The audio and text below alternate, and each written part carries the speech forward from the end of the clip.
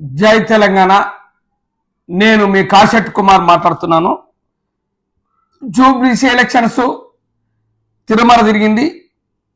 మొన్నటి దాకా కాంగ్రెస్ ముందంజలో ఉండే, ఇప్పుడు బీఆర్ఎస్ కు బీజేపీకి నడుస్తా ఉన్నది.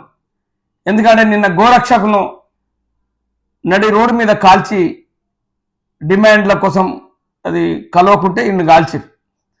ఇంకా నయం ఆ దేవుడు గోమాత కాపాడింది అతన్ని. ఇప్పుడు దీంతో తెలంగాణలో జూబ్లీ హిల్స్లో జరిగే ఎలక్షన్స్కు అందరూ ప్రతి ఒక్క హిందూ బంధు బీజేపీ కోటెత్తని డిసైడ్ అయిపోయింది. నేను మొన్నటిసారి తిరుగుతున్నాను, చాలా మంది మైండ్లోకి వచ్చింది, సరే డబ్బులు ఎవరిచ్చినా ఏం కాదు తీసుకొని మనం బీజేపీకి వేయాలి అని ఓటు చాలా డిసైడ్ అయిపోయినారు వాళ్ళు. 100% యోగి కూడా వస్తూ ఉన్నాడు. వాళ్ళందరూ చాలామంది ఇప్పుడు 65% అక్కడ హిందువులు ఉన్నారు.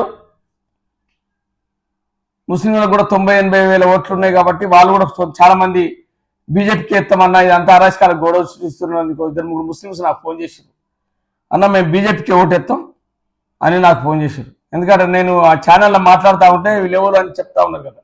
అది జరగబోయేది ఎలక్షన్. ఈ బై ఎలక్షన్ కనుక బీజేపీకి వెళ్తే ఇక్కడ మేయర్ బీజేపీ అవుతుంది అని డిసైడ్ అయిపోయింది. కంపల్సరీ మేయర్ బీజేపీ అయితే గొడవలు ఉండయి. ఔటర్ రింగ్ రోడ్ RRR లోపల అంత అరాచకాలు జరిగాయి, అవినీతి జరగది. తెలంగాణ డెవలప్మెంట్కు సగం ఔటర్ RRR నుంచి మొత్తం తెలంగాణ ఇది ఓన్లీ హైదరాబాద్ కింద వస్తుంది కాబట్టి అది డెవలప్ అవుతుందని చాలా మంది జనం అనుకుంటా ఉన్నారు. ఈ కుంభకోణాలు జరిగాయి ఇవన్నీ అనుకుంటా ఉన్నారు చాలా మంది. నేను ఎంక్వైరీ చేశాను, చాలా చూశాను. ఒకసారి మీరు కూడా ఆలోచించుకోండి, ఎవరికెత్తే మనం ఇక్కడ డెవలప్మెంట్ అయితే చూస్తా ఉన్నారని చూసుకోండి. జై గోమాత, జై శ్రీరామ్.